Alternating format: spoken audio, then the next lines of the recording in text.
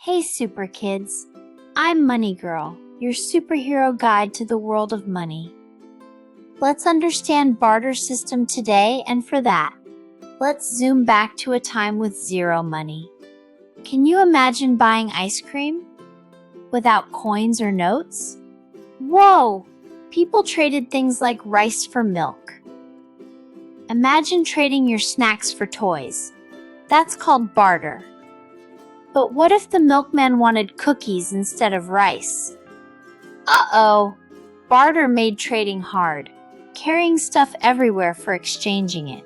People needed something easy and fair. That's why. Ta-da! Money was invented. Mission time, superheroes. Pretend money is gone.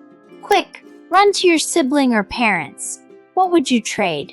Your toy dinosaur? Potato chips? Tell us in the comments and you could star in our next video shout-out.